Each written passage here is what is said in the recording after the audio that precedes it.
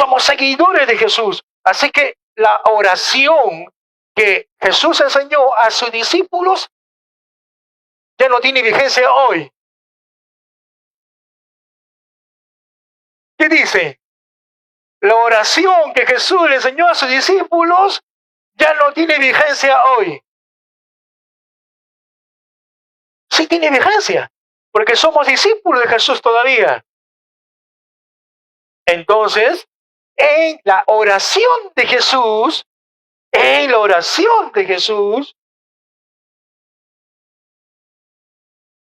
están las prioridades de Dios. ¿Cuál es la primera petición? ¿Cuál es la primera petición? Santificado sea. Eso es lo que Jesús me dice. Primero, prioridades, hermano. Hay que entender las prioridades de Dios. No son tus prioridades, vuelvo a repetirle. Es la prioridad de Dios. Hay que aprender de Dios. ¿Sabe? Ayer estaba escudriñando de los niños, ¿no? De los niños es el reino de los cielos. Hay muchas personas que el niño es inocente. Dice, como son inocentes, ellos es el reino. No, pues no es así, hermano. ¿Sabe cuál es la característica del niño en la época de Jesús? Era obediente al Padre.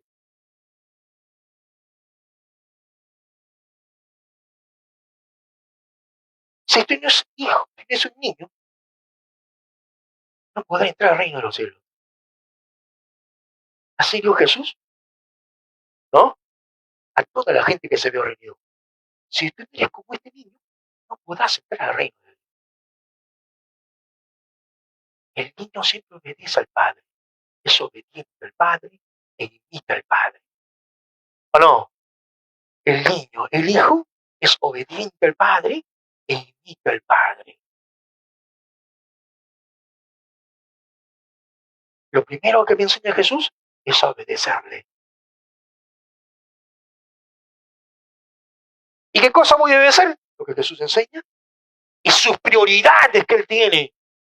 Si yo, hermanos, y usted, quito esa mira, quito ese rumbo que el Señor me ha trazado, me convierto en idólatra porque veo otras cosas, veo mis prioridades sobre las prioridades de Dios. Entonces, cuando mis prioridades están sobre las prioridades de Dios, me convierto en un Dios y me convierto yo mismo en un ídolo.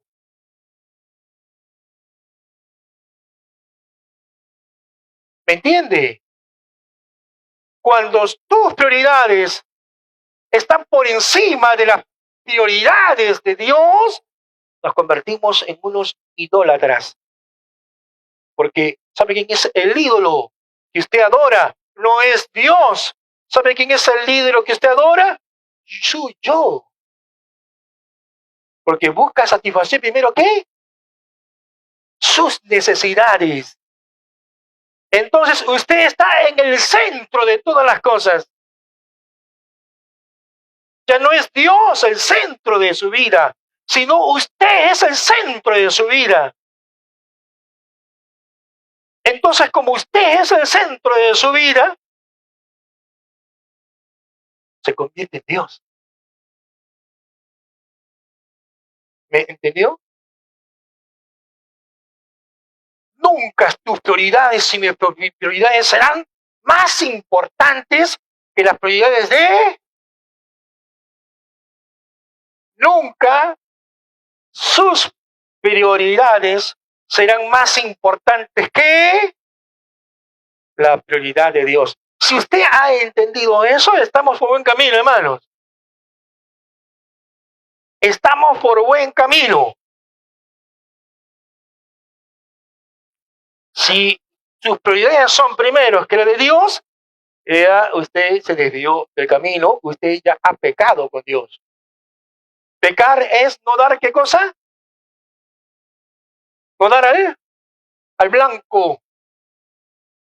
Pecar es no dar al blanco. Si las prioridades deben ser para nosotros las prioridades de Dios, y si yo pongo mis prioridades primero sobre las prioridades de Dios, estoy errando al blanco. Estoy errando al blanco. Estoy en pecado delante de Dios. Entonces, a veces la gente cree que el pecado es no adulterar, no fornicar. Hermano, hay que entender la raíz de las cosas. Porque uno está memorizando, hermano. Dame la lista de lo que puedo hacer y lo que no puedo hacer. Ya casi no es. Debe conocer cuál es la esencia del pecado y dónde está la esencia del pecado.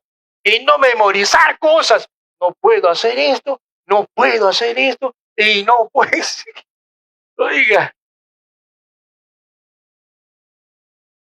Entonces, si está que lo no puedo y no lo puedo, tendré que hacer una lista tremenda, hermano.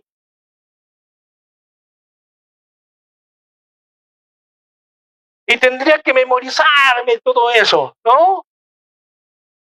Y ahí por ahí nomás.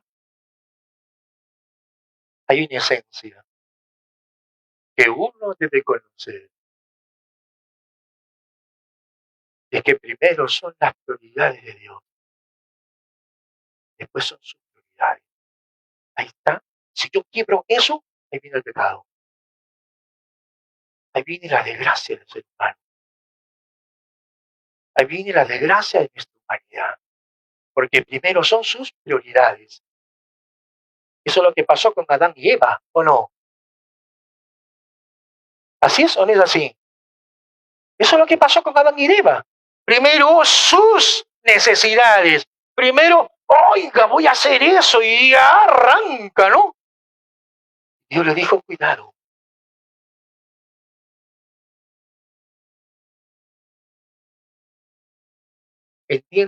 Entendamos todo eso en primer lugar. Primero son, ¿qué cosa? Las prioridades de quién? De Dios. Y después serán sus prioridades. Amén. Entonces va a entender hoy día que es la prioridad primera de Dios. Me enseña cuando Jesús enseña a orar. Cuando ustedes oren, le dicen los discípulos, queremos orar. Enséñenos a orar. Ellos sabían orar, pero no sabían cómo entender y comprender la verdadera oración. Jesús trajo la verdadera revelación. ¿Usted cree eso? ¿Usted cree que Jesús trajo la genuina revelación de Dios? Si Jesús nos enseña la correcta manera de orar. De repente los judíos no sabían la correcta manera de orar y Jesús enseña la correcta manera de orar, las prioridades de Dios. Si uno entiende eso, oye hermano, este mundo sería otra cosa. Las relaciones personales serían otra cosa.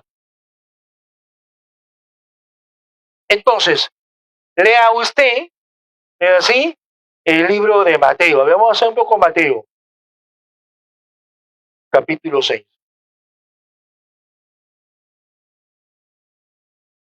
Dice el Señor Jesucristo. Y remarco esa expresión. Dice el Señor Jesucristo. No dice cualquier persona. ¿Lo dice quién? ¿Quién? El Señor. Es más fuerte, hermano. ¿Quién dice esta enseñanza? ¿Quién lo da? El Señor Jesucristo. ¿Es su Señor? ¿Es Señor de ustedes? Entonces, ese Señor de ustedes, ¿qué tiene que hacer usted? Obedecer. ¿Entiende? ¿A quién va a obedecer? ¿Al pastor o al Señor Jesucristo? Al Señor Jesucristo tiene que obedecer.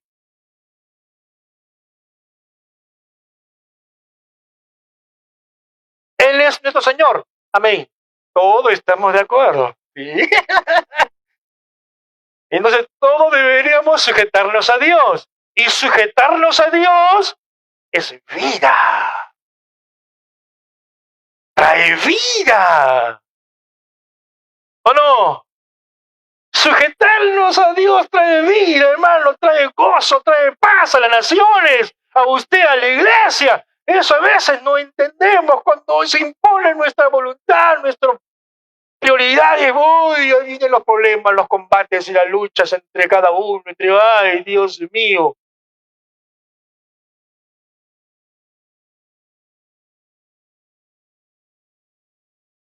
Entonces, el hacer la voluntad de Dios trae mucha bendición. Mira lo que dice Jesús.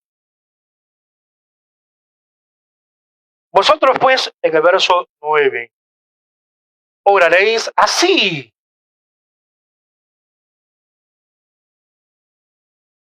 Ese es un imperativo.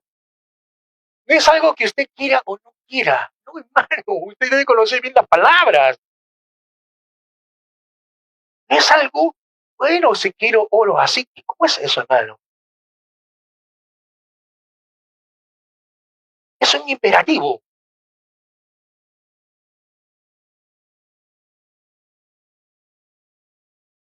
¿Cómo nos enseña a orar Jesús? Y mira, oraréis así.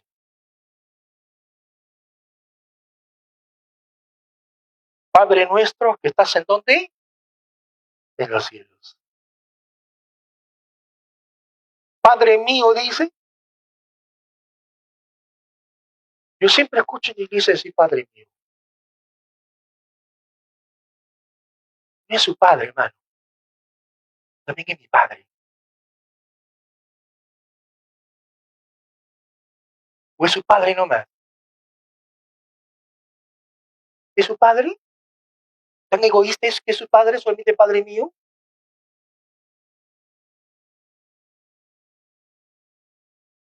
¿O si acaso Dios también es mi padre?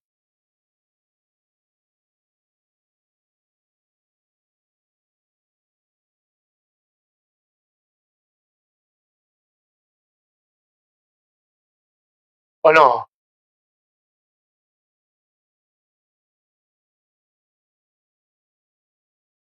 ¿Acaso Dios tiene preferencia sobre usted solamente?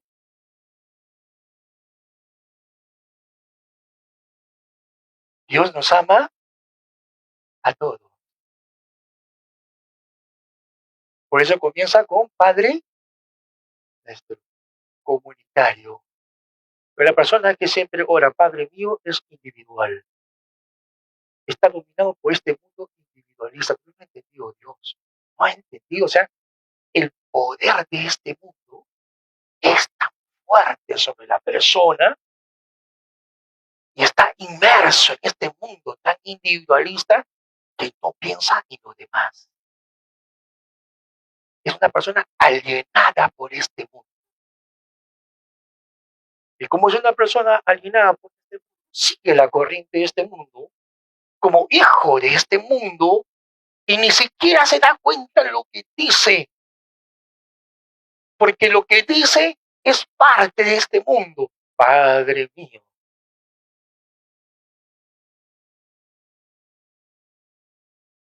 Pero Jesús rompe eso. Prioridades, hermano. Jesús rompe eso y me enseña cómo, Padre, ¿qué? Nuestro, de todos nosotros. ¿Cree usted eso? ¿Cree que usted es Padre de todos nosotros? ¿O es Padre de uno nada más? ¿O dos, tres, cuatro nada más los que están acá?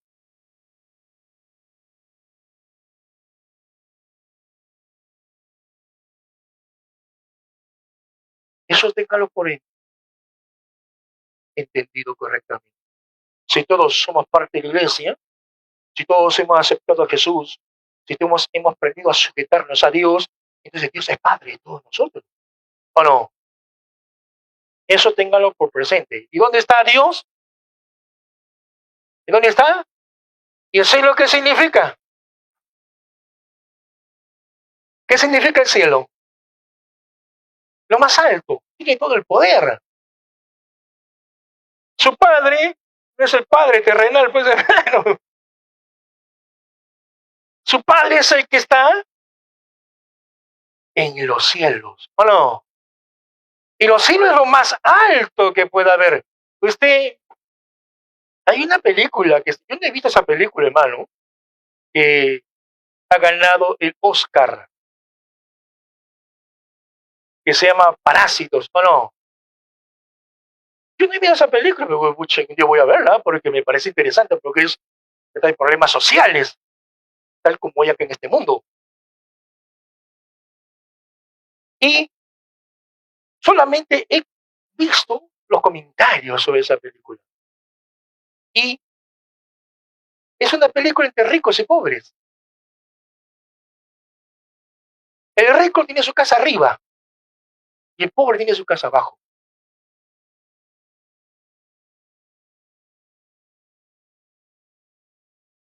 Y en el primer piso dicen que están solamente los ayudantes. En el segundo piso, o sea, como poder, ahí viven, están los cuartos de los dueños de la casa.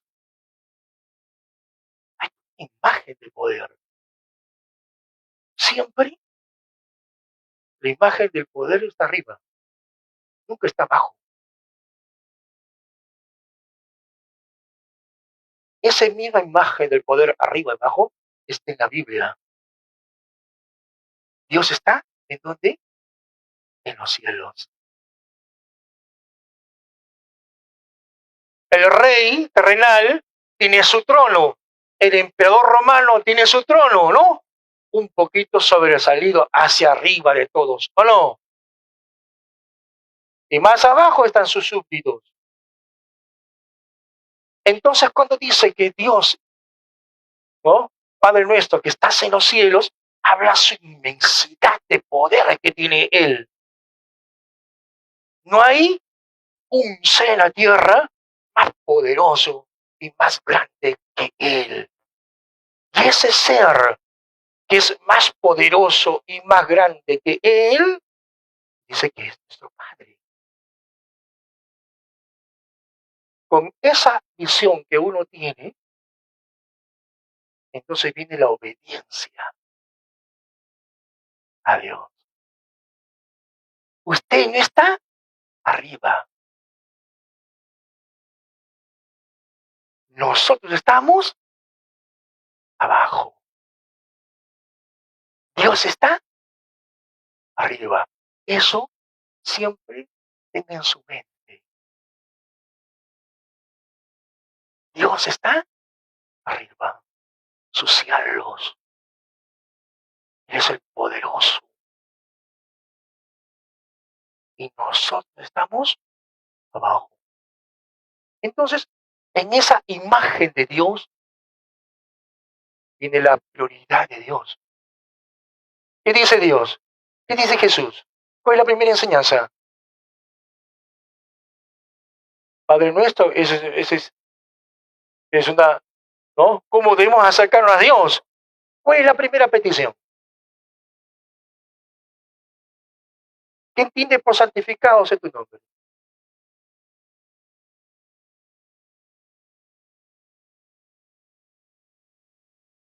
A ver, Él es santo. Sí. Miren, esta primera petición, para que usted lo pueda entender correctamente, está muy relacionada con las peticiones posteriores. Cuando dice Dios, santificado sea tu nombre, en otras palabras, lo que quiere decir Dios es que sea hecha, ¿qué cosa? Su voluntad, así como se hace en el cielo, así también en la tierra. Entonces lo que Jesús me enseña, una cosa sumamente clara, prioridad de Dios. ¿Qué cosa es la prioridad de Dios? Que sea hecha, ¿qué cosa?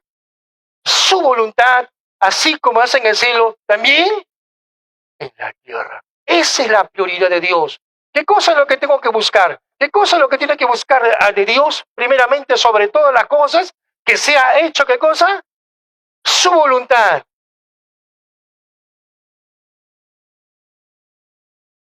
Jesús me enseña anteriormente, en el Mateo 6:33, busca primero qué? Busca primero qué? ¿Qué significa busca primero? ¿Qué significa busca primero?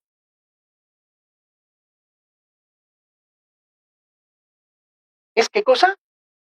La prioridad. Busca primero tú las cosas que te pasan, que se resuelvan. Busca primero tus necesidades, que se resuelvan. ¿Por qué no hemos captado eso bien? Dice la gente del mundo que no conoce a Dios, lo primero que pide Dios es que muchas palabrerías y buscan ¿qué cosa? Que comer, que vestir, son necesidades fundamentales del ser humano. Pero hay una exageración que primero era eso sobre todas las cosas. O sea, primero era su prioridad, sus necesidades era su prioridad. Y yo no voy a hacer caso a tus necesidades como prioridad. Porque yo sería irme contra Dios.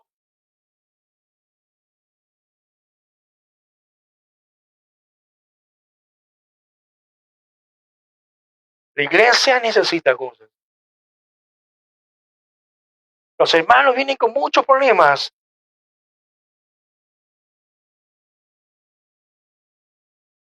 Yo no voy a ser como psicólogo a resolverte sus problemas. Yo te voy a dar la solución. ¿Cómo resolver esos problemas de raíz? Y a veces a la gente no le gusta. Porque quieren, no, mira, primero lo voy a decir, ¿ves? Acá usted tiene que cambiar totalmente de pensamiento y de mente. ¿No? Así como decía, esas personas que no conocen a Dios, pero buscan ¿qué cosa? El comer, el vestir, ahí están afanados con eso, va y dale sobre eso. ¿Y Dios qué cosa le dice? ¿Qué le dice Dios?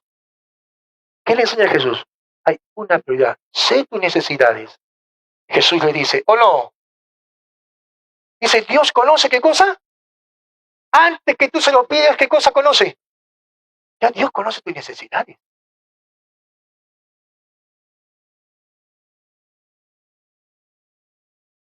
Pero Dios va a la esencia. Hay un problema. Hay un problema general de toda la gente. Y Jesús le da la solución. ¿Qué le dice Jesús? ¿Qué le dice Jesús? Busca primero. ¿Qué cosa es buscar el primero el reino de Dios como prioridad? ¿Qué cosa era buscar el reino de Dios como prioridad? Lo que ya te enseñé anteriormente. Jesús nos enseña qué cosa? En oración, a orar, ¿qué cosa? ¿Qué nos enseña en oración Jesús?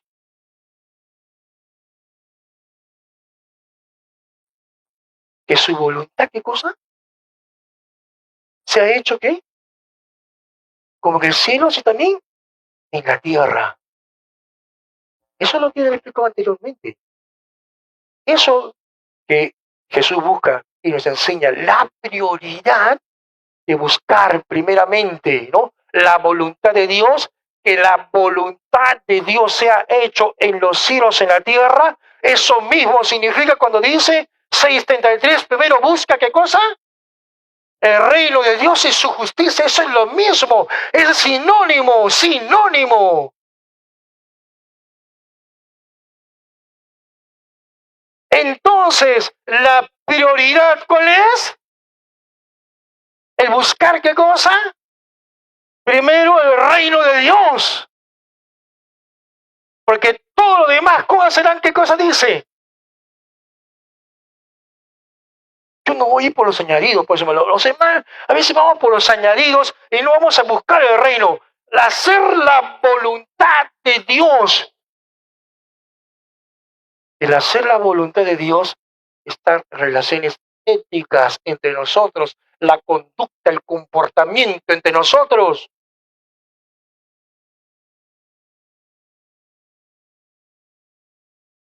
¿Me entendió? Por eso es que esa es la prioridad. La prioridad sobre todas las cosas tiene que ser buscar primero ¿qué? El reino de Dios sí.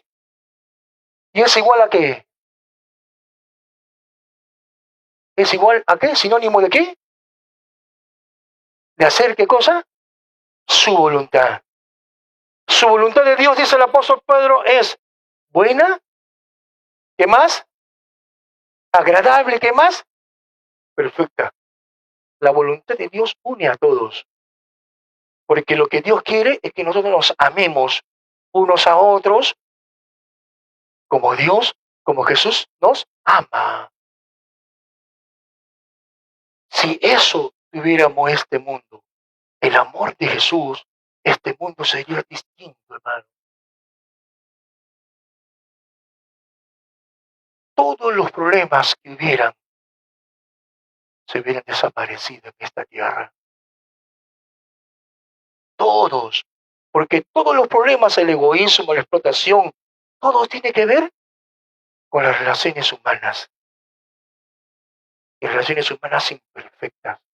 O sea, Jesús dice, el día que se arreglen todos los problemas de nuestras diferencias y relaciones humanas y comenzamos a vernos unos a otros y amarnos unos a otros en el amor de Dios, el reino de Dios, hermano, está ya ahí.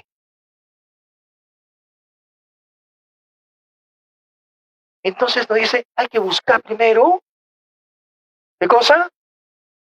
El reino de Dios.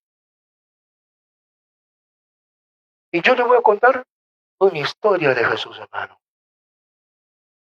¿Usted sabe la historia de Bartimeo el ciego? ¿Sabe la historia de Bartimeo el ciego? ¿No sabe la historia de Bartimeo el ciego? ¿Quién conoce la historia de Bartimeo el ciego? A ver. ¿Y quién no conoce la historia de Bartimeo el ciego? ¿Conocen?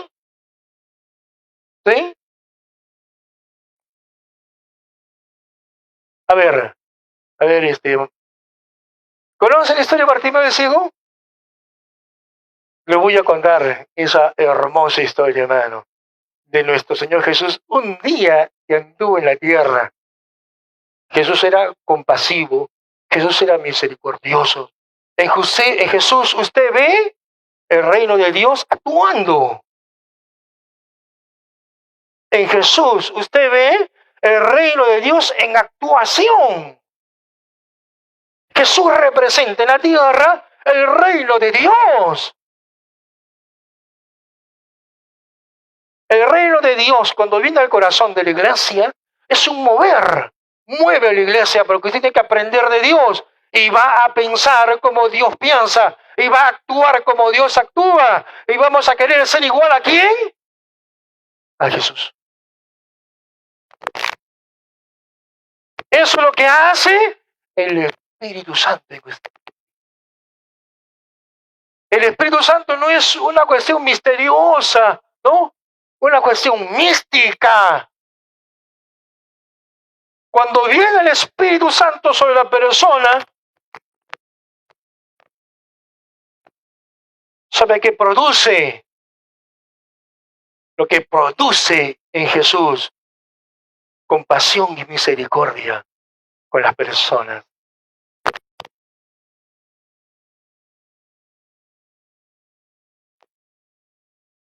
No es una cuestión, a veces vivimos en un mundo, hermano, las emociones son importantes, porque nuestra naturaleza se motiva, pero las emociones tienen que saber conducirse. Si las emociones son las que dan muchas veces impulso a una persona a hacer algo, ¿no? Si usted es una persona iracunda y se deja llevar por esas emociones, usted va a destruir al otro. Las emociones siempre llevan algo. Pero es una emoción conducida negativamente. ¿No es así? El Espíritu Santo conduce, es un poder, hermano, que viene sobre nosotros. Es el poder del hacer. Yo en todos estos años, en estos dos tiempos, yo diciendo qué es el Espíritu Santo, la doctrina, esa es la doctrina, hermano, A veces vivimos con dogmas, a veces los dogmas no nos ayudan absolutamente en nada, porque los dogmas son solamente conceptuales y no lo vemos en la práctica. Decimos que el Espíritu Santo es la tercera persona, la Trinidad y tantas cosas más, ¿no? Sí, pues sí.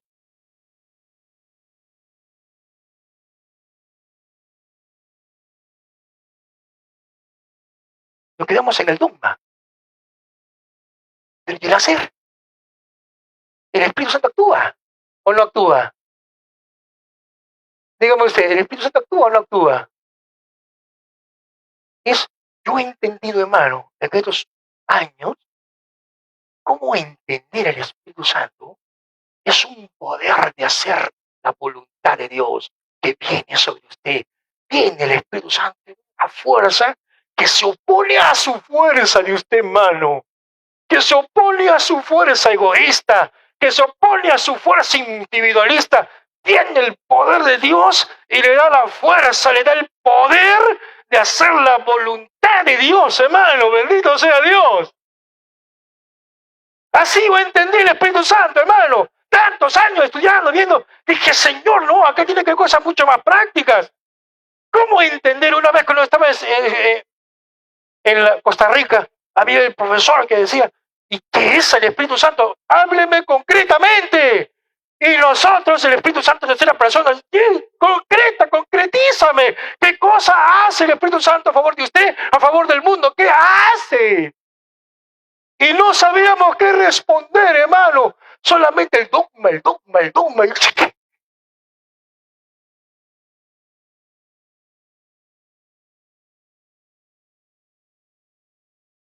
Y comencé a entender, a reflexionar. ¿Qué cosa es esa época, oiga? Esto hace 10, 15 años atrás, de esa época viene en mi mente. ¿Qué es el Espíritu Santo? ¿Qué es? ¿Qué es? ¿Qué es? Dios mío. Hasta que comencé a tener un poder de la voluntad de Dios, que cuando viene sobre usted, quiebra su voluntad y hace, lo conduce, lo guía, una fuerza extraordinaria que lo guía a hacer ¿qué cosa? La voluntad de Dios. Hace amar la voluntad de Dios. Aborrece el mal. Eso hace el Espíritu Santo cuando viene sobre usted, hermano, hermana. No es algo así que se me lo olvides, hermano. Es un poder de cambio total del pensamiento. Es un poder que te que hace amar a la persona que antes no amabas. Y tú te sorprendes. ¿Qué está pasando conmigo? Es porque algo pasa con usted. Es que el Espíritu Santo llegó sobre su vida.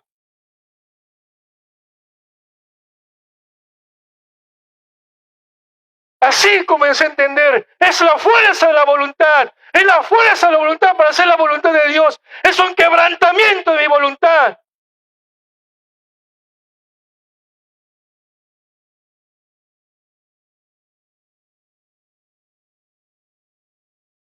Comenzamos a amarnos. ¿Quién nos lleva a amarnos? El Espíritu Santo.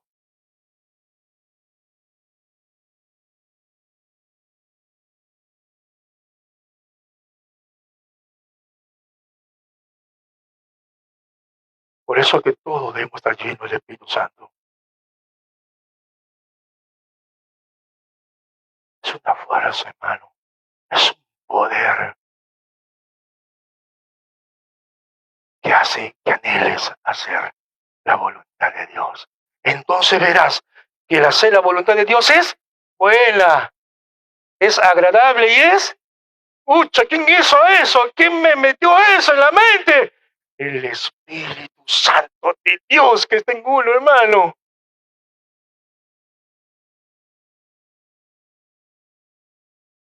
En ese poder de llevar ese Jesús. Jesús representa eso. Él está investido del poder de Dios. En el libro de los Hechos de los Apóstoles, en los 4 evangelios, hermano, no dice un evangelio, los 4 evangelios dice cuando Jesús estaba bautizándose, que vino sobre Jesús, que vino sobre Jesús el Espíritu Santo. Y cuando vino el Espíritu Santo, ¿qué hizo Jesús?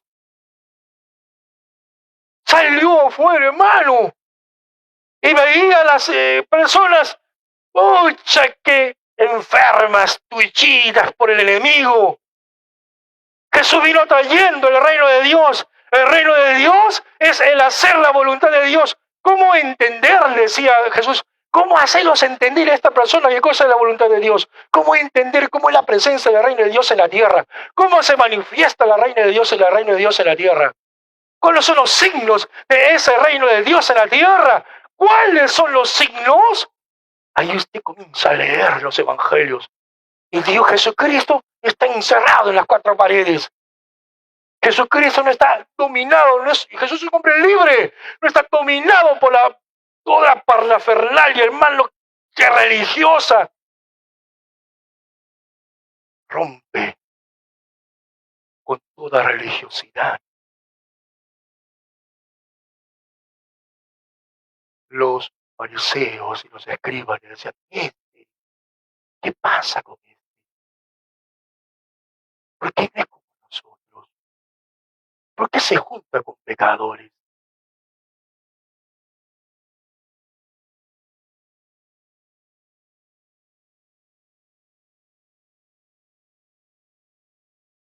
Lo que hace el Espíritu Santo.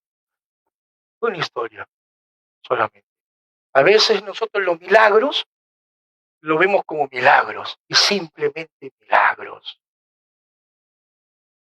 Los milagros van mucho más allá. Los milagros son signos. ¿Me entiende? ¿Qué cosa es un signo?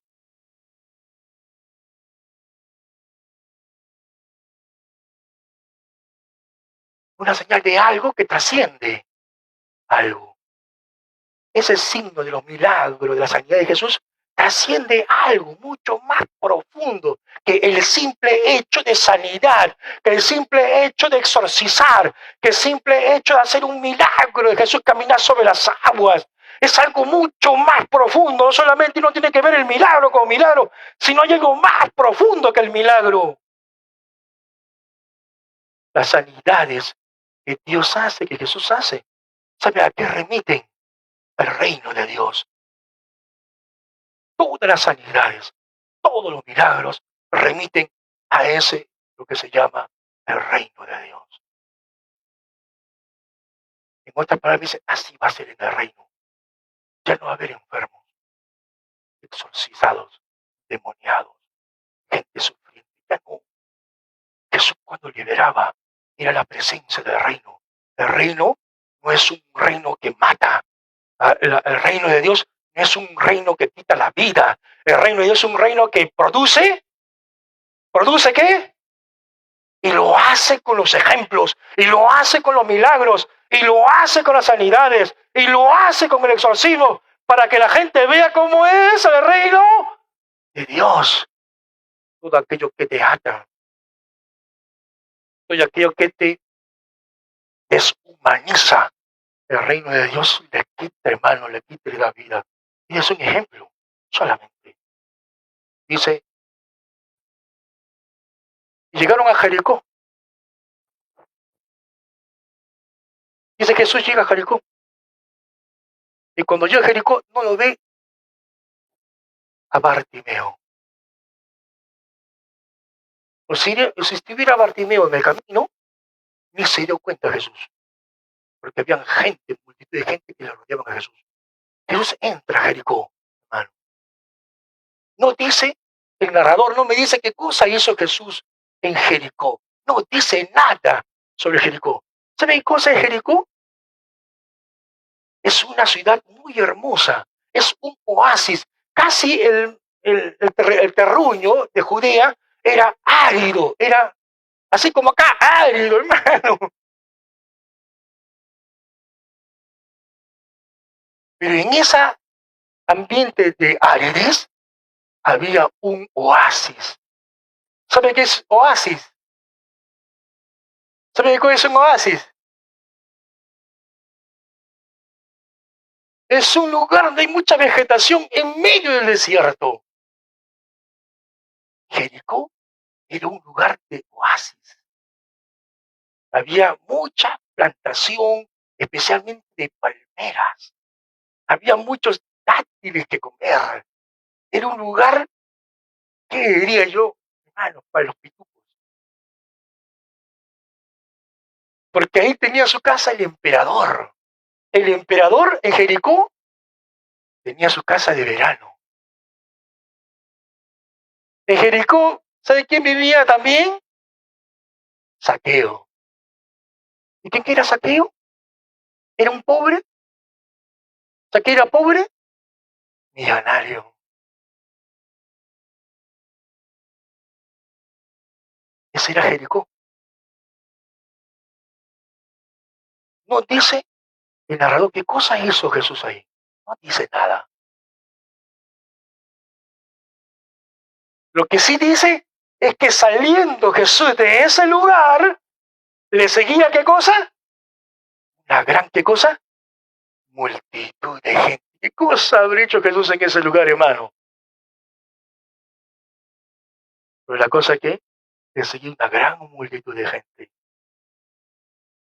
Y con esa gran multitud de gente, en el camino había un mendigo. ¿Cómo se llama? Y mendigo Bartimeo. ¿Qué cosa era Bartimeo? Ciego. ¿Sabes lo que significa ser ciego? Pucha, qué horrible. O sea, a ver, un día, hermano, cúrase su vista y no ve, a ver qué cosa va a hacer. Uy, está bien. No solamente es la carencia de nuestra vista, sino en aquella época era un problema social, hermano, porque el ciego no dependía de sí mismo ya. Él no podía trabajar por sí mismo. Él dependía de dos cosas, hermano. Mira el estado calamitoso de un ciego. Como no podía andar, alguien lo tenía que llevar hasta la puerta. Él no podía entrar. Los ciegos, los pobres, los mancos, los cojos, no pertenecen al pueblo judío. Son excluidos. Qué horrible, ¿no? Soy judío, he nacido judío, y por esta enfermedad ya no soy judío, ya no soy parte del pueblo judío, ya no puedo participar en el templo. ¿Ya? Ser en esa época mendigo, ser en esa época ciego, era una exclusión total. O sea, habría que ponerse en la piel del ciego en esa época. Todo su sufrimiento. Para que usted entienda las escrituras, tiene que ponerse en la piel del otro. Si no, no lo entiende. Todos los días alguien tiene que traerlo. Depende de alguien que lo traiga. Y está afuera. No puede entrar porque lo que está afuera, no puede entrar.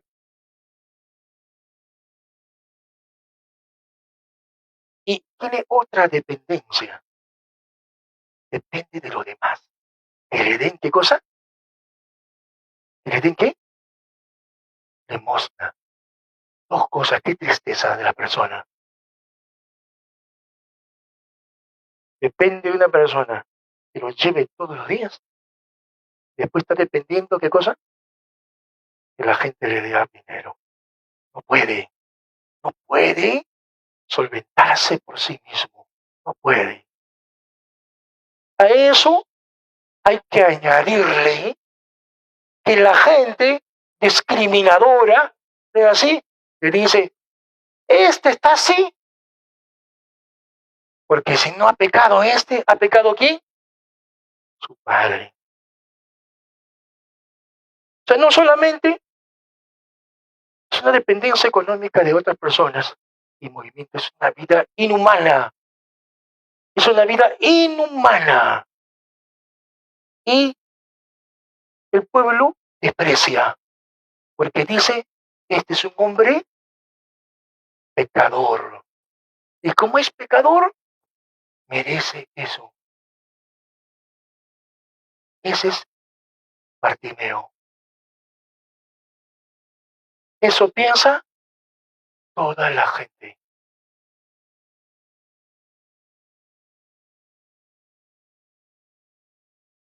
¿No? Qué triste, nada así. No solamente no puedes trabajar dependiendo de limosnero, sino que también la gente te desprecia.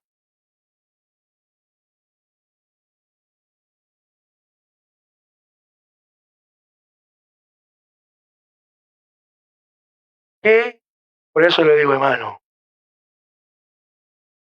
usted no puede hacerle caso a la gente.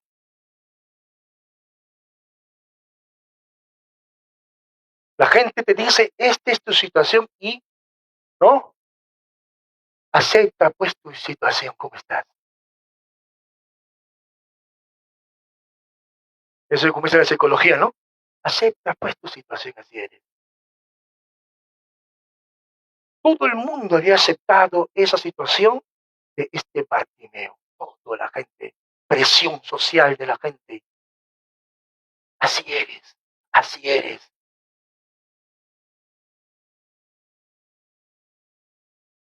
Dos cosas. Es un encuentro de dos personas. Ya, hermano. Es un encuentro de una persona que no se conformó, como le decía el mundo, y se encontró con Jesús, que pensaba diferente de lo demás. Ese encuentro es extraordinario. Eso es lo que hace el Espíritu Santo. Es el amor.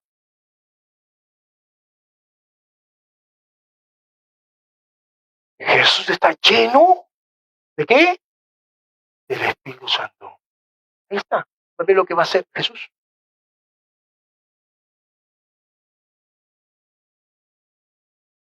Cuando yo que era Jesús, Nazareno, comenzó a gritar qué cosa.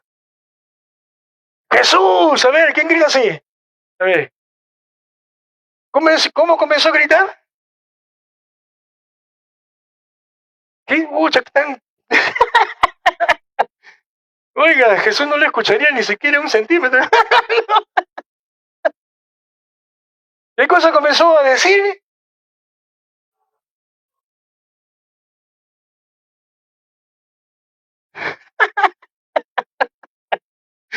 Nada, hermano. Tan ronco.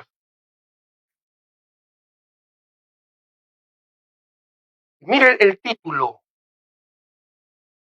¿Hijo de qué? De David. ¿Sabe qué significa ese título? Tú eres ascendencia real. Tú tienes ascendencia real.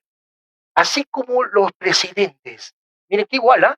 Los presidentes hoy tienen un poder de absolver, ¿no es así? Como hizo con Fujimori, ¿no? ¿Cómo se llama eso? O sea, el presidente tiene el poder de absolver de la cárcel a personas, porque tiene poder presidencial. Y nadie se le va a oponer a ese poder presidencial. Es un favor, es una gracia que el presidente da al súbdito. Aquí es igual. Él pide lo mismo. El reconocimiento de Bartimeo. Y Jesús ni escuchó eso. Hijo de David, hijo del rey, tú eres el rey, tú eres el que estamos esperando, tú eres el descendiente del rey David, tú eres el Mesías, tú tienes el poder de ayudarme. Dame esa gracia de real, dame esa gracia de real que viene de ti. Eso le pedía el Bartimeo. Él no se conformó.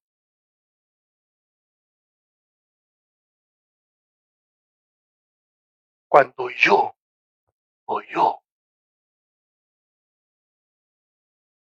era tanta la multitud,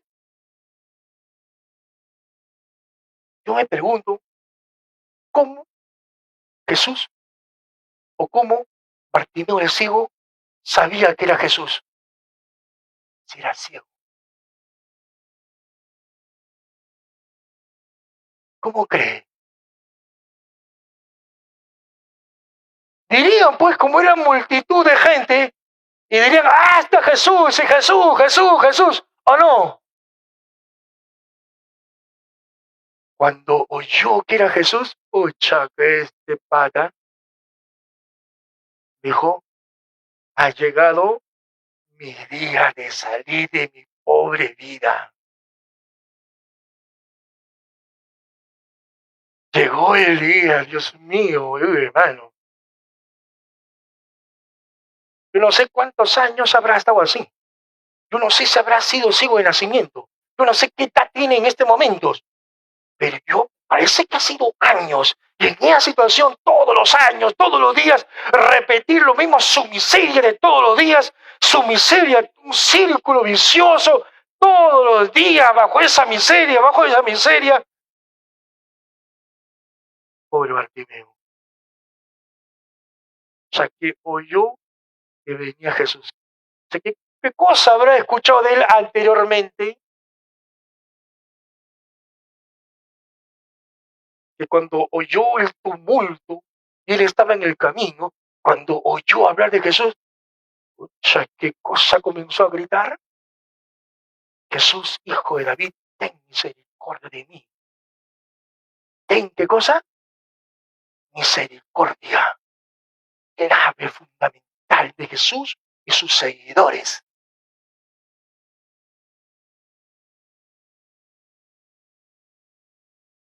¿Qué cosa es? Misericordia. Eso hace el Espíritu Santo. Jesús no lo vio, ni siquiera escuchó, porque era tanto el bullicio, hermano, ¿no? Que ni siquiera escuchó el clamor de Bartimeo el ciego. El clamor de la gente era tanto que la voz de Bartimeo el ciego no podía llegar a tremenda voz, hermano, a tremenda bulla.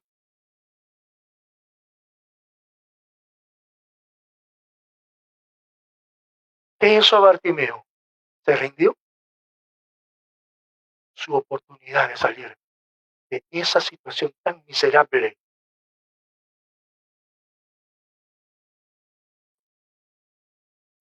¿Qué hace la gente?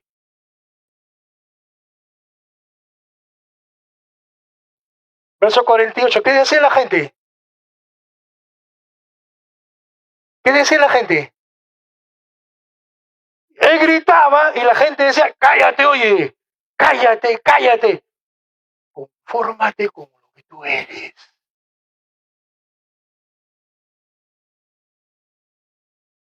Así es este mundo de miserable. Acepta como tú eres. Acéptate que eres ciego. Y este es su destino. Ser mendigo para toda tu vida hasta que mueras. Allí es. Cállate, cállate, cállate, cállate, cállate. O sea, que lo que viene del mundo son palabras de muerte, hermano.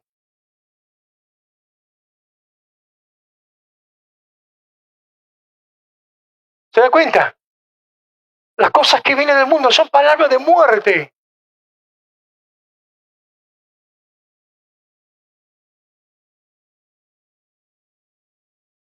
¿Qué hizo Bartimeo? ¿Los escuchó?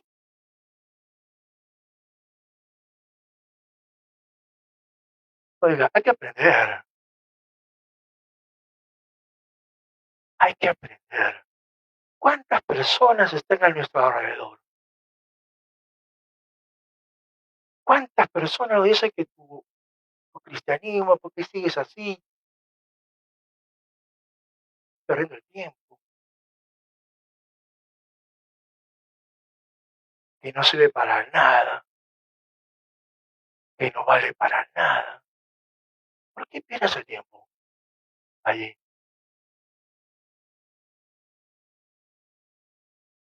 Hay personas que oyen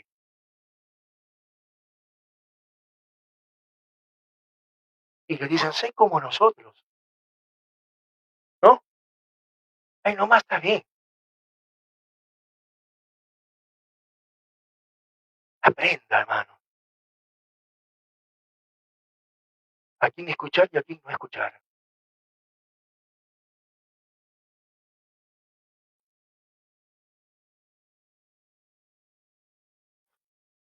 Es un grito. Bartimeo es un grito a favor de la vida. ¿O no? Ten misericordia de mí, es un grito a favor de la vida. El mundo a su alrededor es un grito a favor de la muerte. Quédate como estás. Un grito a favor de la muerte. Pero más fuerte es el grito de la vida, el grito de la muerte, hermanos. ¿O no?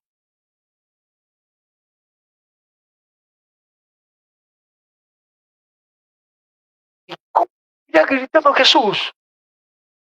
¿Que cómo habría gritado el Bartimeo el ciego? Más que lo demás, más fuerte que esa gran multitud. O sea, habrá tenido una voz de trompeta, pues, hermano.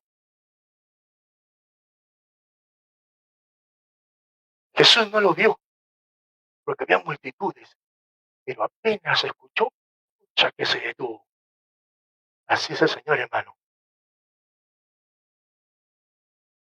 Cuando usted clama, esté adentro.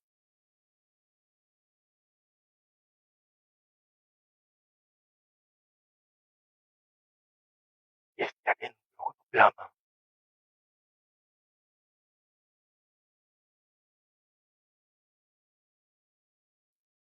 Jesús se detuvo y dijo, hermano, llegó el día de la liberación de Bartimeo, al fin. Y dijo, se detuvo, ¿quién será el que está gritando? Como hay tanta gente, a los apóstoles, ¿no? Oye, ándale, ese que está gritando, tráemelo. Chao. Jesús siempre trae esperanza, la misericordia, hermano. Siempre trae esperanza, hermano.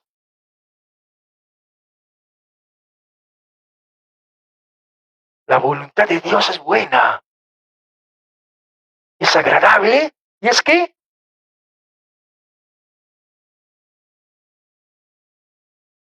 vino. Llamen al ciego. Se acercan al ciego, bueno. Esos mensajeros que son sus discípulos no traen palabra de muerte. Aprenda, hermano. Los discípulos de Jesús, igual que Jesús, nunca llevan palabra de muerte.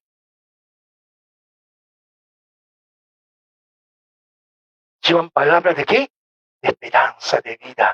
Y se acerca el ciego. ¿Y qué le dice? ¿Y qué le dice? Los apóstoles, ¿qué le dicen? Anímate hoy. Hoy, anímate, el Señor te escuchó. Anímate, levántate. ¿Dónde estaría? Si se levántale, ¿dónde estaría? En el piso. Levántate hoy, anímate. El Señor escuchó. Anímate, anímate. Vamos, te vamos a llevar. Levántate. Llama,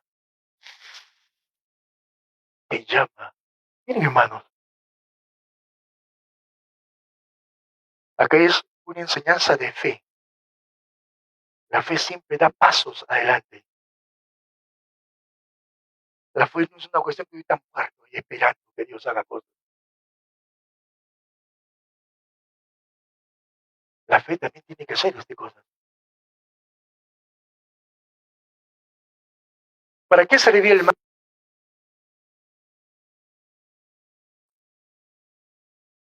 En la época de Jesús, el manto era protección, así como eran los mendigos. Tenían la cubierta del manto para la noche. Es lo que le abrigaba. Sí, era qué importante el manto. Era su vida. Porque sin un manto usted no puede, al día siguiente amanece muerto.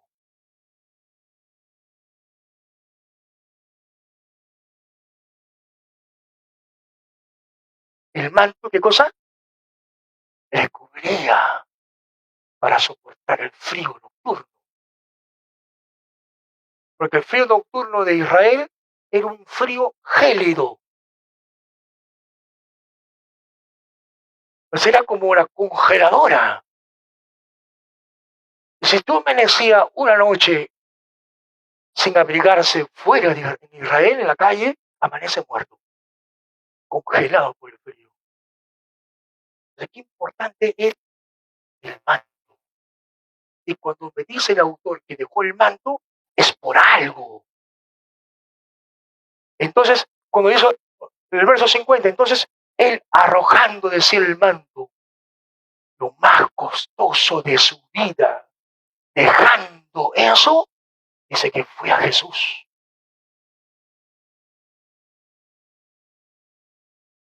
Y dirigiéndose a él, Jesús le dijo, ¿qué quieres que te haga? ¿Qué quieres que te haga?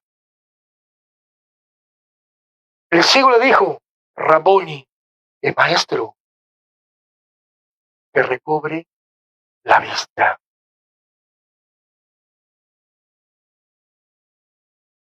Y dijo Jesús, y le dijo, anda, tu fe, ¿qué cosa? Te ha sanado.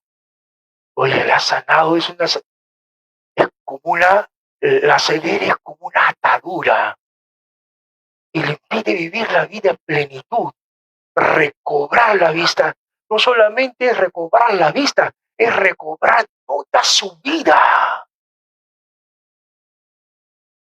Es insertarse nuevamente a la sociedad, es nuevamente pertenecer al pueblo de Israel, al pueblo de Dios, es nuevamente ir al templo a celebrar y a gozar en el templo con todo el pueblo judío. Es una restauración total de la persona. No solamente su ceguera, es una restauración total de la gente, de esa persona. ¿Le sacó de qué? De su pobreza, de su mendiguez, de su estado antivida que vivía, una situación deshumana. Es que Dios libera toda esa cuestión. No solamente es ceguera, es todo lo que incluía la ceguera y todo lo que le había postrado y todos los prejuicios de la gente sobre Jesús.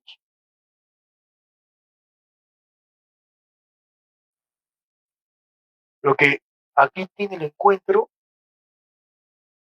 por eso digo, esta sanidad no es en sí, hay que tomarlo como una sanidad. Es un signo de qué? Es un signo de qué? La sanidad es un signo de qué? Del reino de Dios. Jesús trae el reino. Se encuentra con este mendigo. Es el reino de Dios con el mendigo. Totalmente deshumanizado. Ese encuentro del reino de Dios con el mendigo le cambia totalmente la situación del mendigo. Lo restaura. Lo hace un ser humano digno. El reino de Dios es eso. El reino de Dios cambia totalmente la situación de las personas. Por eso le dije al inicio, busca primero el reino de Dios. Eso trae el reino. Esos encuentros trae el reino. Mire cómo es al inicio. ¿Cómo era la situación inicial? Mire, cómo era la situación inicial. ¿Y cómo termina?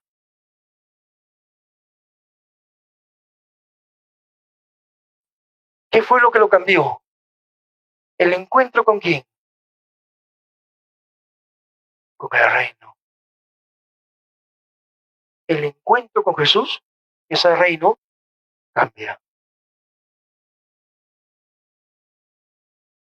Produce en usted vida, amor. El reino de Dios es vida. Es el proyecto de Dios. Por eso Jesús dice a sus discípulos su petición, ¿no? Santificado sea tu nombre y venga, ¿qué cosa? Tu reino. Así, ¿no? Haz tu voluntad, así como hacen el cielo se hace. Este es el reino. Por eso que se pide que venga el reino. Se terminará todas las penurias de la gente.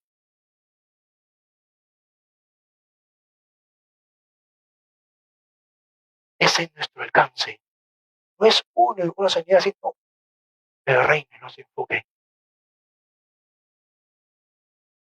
Tenemos que buscar ese reino.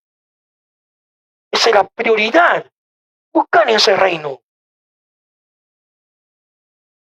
Eso es lo que nos llama Jesús orar, para que venga ese reino. Para que se manifieste en la tierra la muerte y la vida. Para que se manifieste en la tierra la muerte o la vida.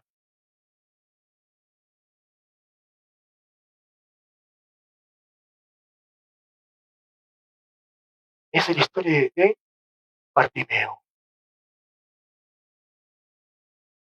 No seguimos cualquier cosa. Nosotros seguimos la vida. Esperamos algo que sea el reino de Dios. Y estos signos que está aquí, debería tener la iglesia en abundancia.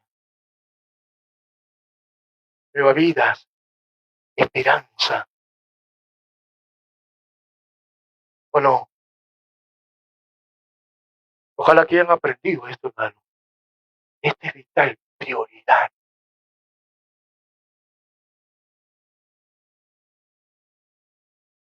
¿Cuál es nuestra prioridad? ¿Cuál es nuestra prioridad? ¿Buscar qué?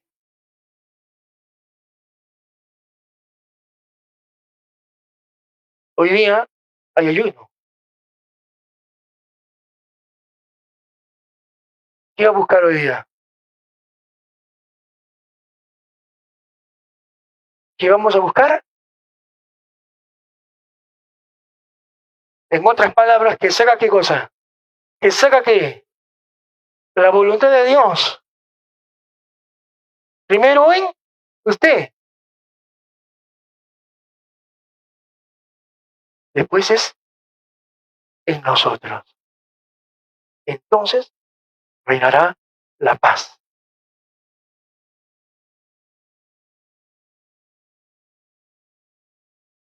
¿O no? Se estará manifestando su reino. Eso es lo importante. ¿Buscar qué? Primero, vamos a buscar.